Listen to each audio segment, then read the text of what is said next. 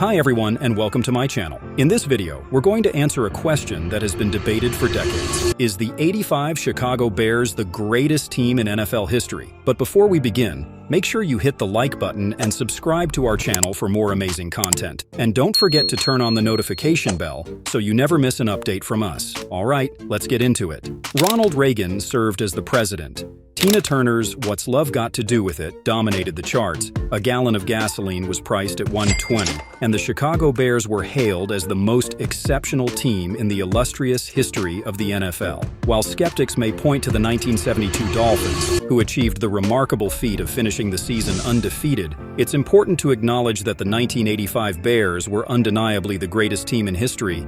And here's the rationale behind this claim. Chicago not only boasted an exceptional defensive lineup, but their offensive players were equally remarkable, resulting in the assembly of one of the most gifted teams ever. The Bears bulldozed their way through the regular season, finishing with an impressive 15-1 record. However, what many tend to forget is that the season didn't start smoothly for them. Chicago initially found themselves trailing against an unexpected opponent, the Tampa Bay Buccaneers, with a halftime score of 17-28 in the opening game of the season. Following a stern admonition from coach Mike Ditka, the Bears mounted a spirited comeback in the second half. This was when the offense truly came to life and the now famous 4-6 defense emerged. Tampa failed to put up any further points, and the Bears offense, led by the remarkable RB Walter Payton, secured a 38-28 victory in their inaugural game of the season. On this radiant day in Florida, a championship-caliber team was forged. The '85 Bears were spearheaded on the offensive front by a spirited quarterback out of BYU,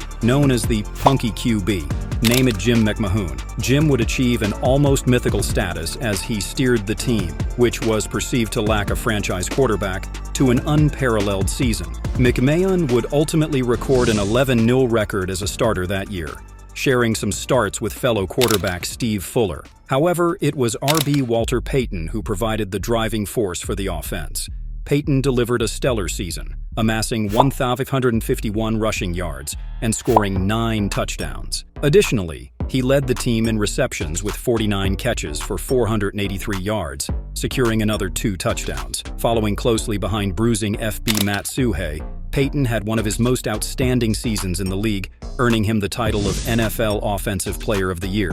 The Bears also featured a dynamic duo of wide receivers Dennis McKinnon and the accomplished track star Willie Gault. Gault led the team in receiving with a total of 704 yards, while McKinnon excelled in touchdowns, scoring 7. Furthermore, Chicago boasted the versatile receiver and kick returner Dennis Gentry, who emerged as the NFL leader in kickoff returns with an impressive average of 25.9 yards. Now, let's delve into the renowned 4-6 defense of the '85 Bears. Buddy Ryan, the architect of the 4-6, not only devised it, but also coached Chicago's formidable defense. The backbone of this defense was MLB Mike Singletary, who earned the distinction of NFL Defensive Player of the Year. Mike served as the heart and soul of what is considered the greatest defense ever assembled, concluding the season as the leading tackler for the Bears. He formed the centerpiece in the Bears linebacker corps, alongside Wilber Marshall and Otis Wilson, who manned the outsides. Wilson amassed an impressive 10.5 sacks, while Marshall contributed 6. Nonetheless, it was the Bears' defensive line that wreaked the most havoc when it came to pressuring the quarterback. Defensive end. Richard Dent topped the NFL with 17 sacks and went on to be crowned Super Bowl XX MVP. On the opposite end, Dan Hampton registered 6.5 sacks. Within the defensive line, the 350-pound William the Refrigerator Perry, in his rookie year, notched 5 sacks, while fellow defensive tackle Steve McMichael took down opposing quarterbacks 8 times. That's a total of 26.5 sacks for the starting defensive line alone in 1985. The Chicago Bears' defensive backfield was under the guidance of SS Dave Duerson and CB Leslie Frazier. The FS position was held down by the hard-hitting Gary Fensick, while Mike Richardson patrolled the other cornerback spot. In total, the starting secondary managed to come away with an impressive 20 interceptions. As a unit, the Bears sent 5 of their defensive players to the Pro Bowl. Furthermore, Singletary, Dent, and McMichael received the honor of being named first-team All-Pros.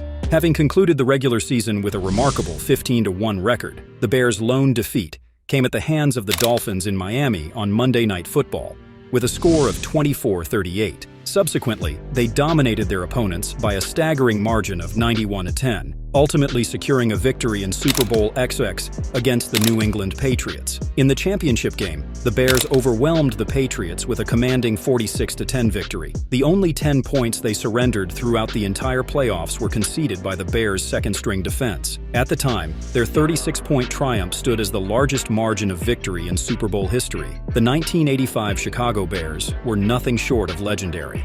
With an extraordinary 18-1 overall record, allowing only 5 of the teams they faced to score more than the 10-point mark in any given game. With the legendary Walter Payton, the '85 Offensive Player of the Year, propelling their ground game, the Bears were virtually unstoppable. Add to the mix the unparalleled presence of Mike Singletary, a 10-time Pro Bowl player and the '85 Defensive Player of the Year, and the defense was nothing short of formidable. Guided by the astute leadership of Coach Mike Ditka, named the 1985 Coach of the Year, the Bears were firing on all cylinders.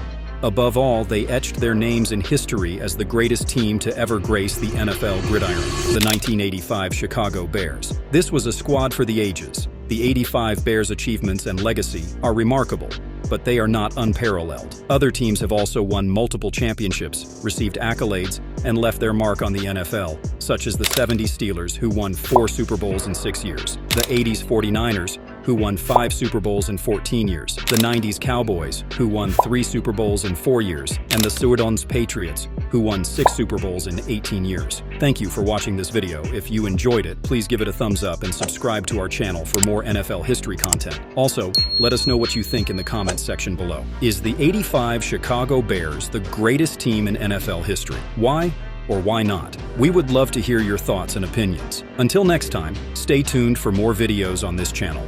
See you soon.